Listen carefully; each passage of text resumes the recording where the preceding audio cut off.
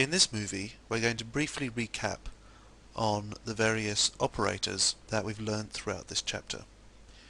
First of all, we learnt the arithmetic operators: addition, subtraction, multiplication, division, and modulo. Then we learnt the numeric comparison operators. That was the equality operator, the lesser than operator, the greater than operator, the lesser than or equal operator, greater than or equal operator, not equals, and the null-safe equality operator, which allows for comparing values to null values. The string comparison operators we looked at were the equality operator and the like operator.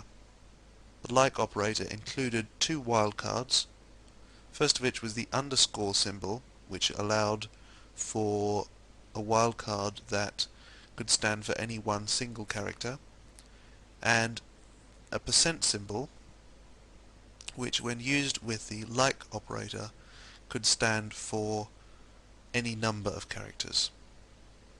The logical operators, we learnt two different ways of spelling the AND logical operator, the OR logical operator, and the NOT logical operator. We also touched very briefly on the bitwise operators. Once again, knowledge of these is not essential, but I'm including them for the sake of completeness. Bitwise AND, bitwise OR, bitwise left and right shifts. Finally, we looked at regular expressions.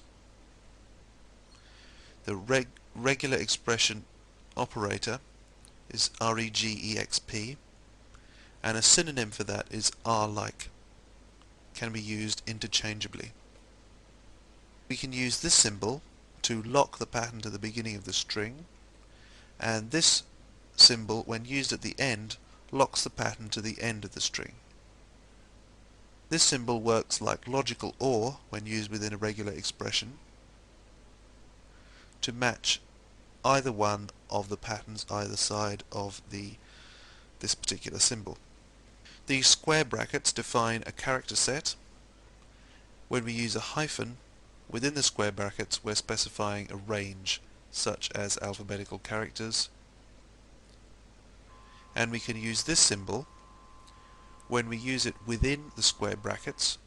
It specifies that whatever character comes after it is not allowed as one of those characters that the character set is standing for. We can use this to specify the number of repeats. If we use a comma within the curly brackets, then we can specify an upper and lower limit to the number of times that the character set or character or wildcard is to be repeated. If we use the curly brackets without two values and a comma, then we specify the exact number of repetitions that we're expecting for this pattern to evaluate true. Using the rounded brackets, we can enclose a sequence of characters which we can then specify a number for using the curly brackets or using the other operators that specify a particular number, such as the plus symbol, which allows the sequence or single character that occurs just before it to occur one or more times, or the asterisk, which allows the single character to appear 0 or more times. This dot stands for any character. It stands for a wildcard when used within a regular expression. Finally, the backslash allows us to escape any of the special characters listed above. That's the end of this chapter, and I hope that if there's anything in this syntax recap that you don't understand, that you go back and look at the movies where the meanings of all these operators are explained. Once again, with the exception of the bitwise operators, which is not really necessary to understand for normal database management.